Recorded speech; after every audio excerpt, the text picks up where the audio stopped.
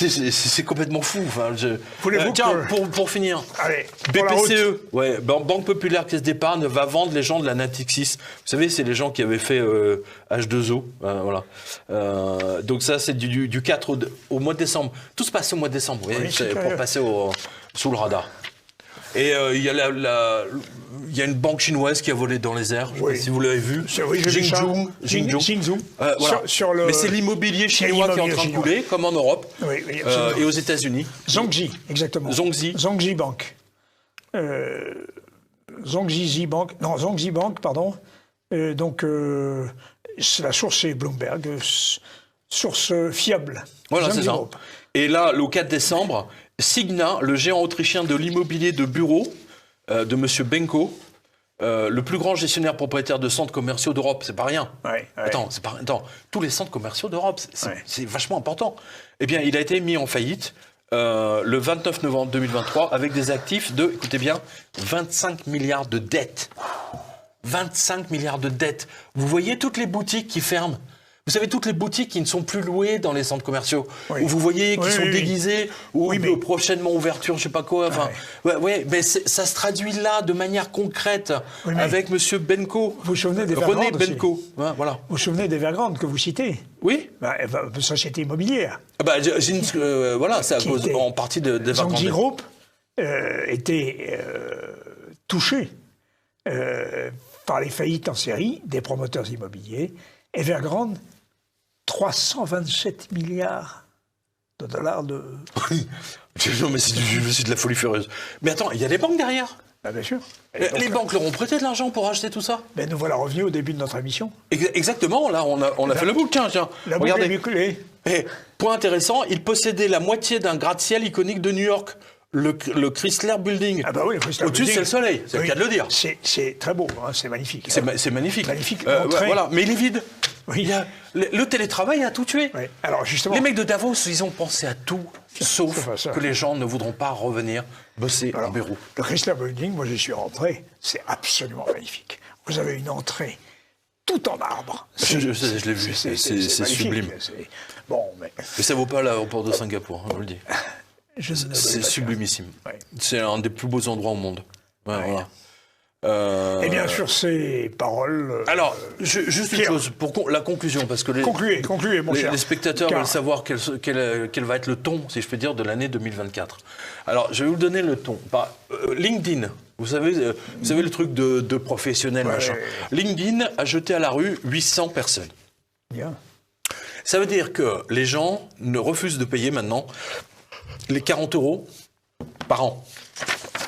Oui. Ils refusent de payer les 40 € par an. Et donc, du coup, c'est 800 salariés de LinkedIn qui ont été jetés. Ça veut dire qu'il y a une récession phénoménale. D'ailleurs, il y a tellement de récessions, je ne sais pas si vous pourrez lire juste les titres. La France est entrée en récession. Voilà. Spotify a licencié 1500 programmeurs. Et Dieu se sait si Spotify, ils sont formidables. Moi, j'adore Spotify. Il y a Qobuz aussi. Bref, et la TD Bank de Toronto. Alors, ça, c'est très important. Parce que les banques canadiennes, jusqu'à présent, elles ont traversé la crise de manière quand même assez tranquille. Pas l'immobilier canadien. Hein. Non, mais ça, c'est autre chose. Moi, je parle depuis 2008. Les banques canadiennes, elles ont fait le truc. Mais là, d'un seul coup, TD Bank de Toronto a jeté à la rue 3100 personnes. 3100 banquiers. Ça, c'était le 15 décembre. Le 15 décembre dernier. Donc, ça vous donne le tempo. Voilà. C'est-à-dire, ces gens, ils ont fait des prévisions. Spotify a fait des prévisions. Et ils pensent que 2024 va être en totale récession. Voilà. La restriction devrait permettre d'économiser 400 millions avant impôt pour son exercice, blabla. Voilà, ça, c'est les gens de la TD Bank. Voilà. Quant à Spotify, ils se sont séparés de 2300 ingénieurs au total. C'est le deuxième licenciement. Voilà. Et Meta et Microsoft ont chacun annoncé la suppression de 10 000 personnes.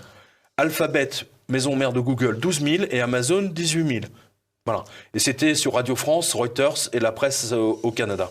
Et Radio-Canadien, tiens, puisqu'on est chez nos confrères au Canada, Radio-Canada a jeté à la rue 600 journalistes. Voilà. Ouais. Et la Dépêche du Midi a enfin titré sur le drame des villes abandonnées par l'État, hein, où vous avez des milliers de boutiques abandonnées, et ainsi de suite. Voilà, donc 2024, prudence absolue. Voilà, il faut être prudent. Mais surtout, il faut être informé. Et pour cette raison, vous suivez la revue de presse, vous suivez nos émissions, vous les partagez surtout. Politique et éco. Hein, parce que moi, je suis bien censuré quand même. Hein. Allez sur Twitter, vous rencontrerez Pierre. Allez sur Facebook, vous me rencontrerez. Et je publie tous mes articles sur Facebook. Voilà, sur Facebook d'Olivier Pichon. Et rendez-vous, je donnerai des conférences à Nîmes ou à Cannes, je ne sais plus. Enfin, on va afficher ça. Et nous reparlerons notamment du Standard Argent et de ce grand économiste hongrois. Tiens, justement, pour il est insatiable aujourd'hui. Ouais. Non, mais il y a quand même un banquier qui a fini par dire la même chose que nous.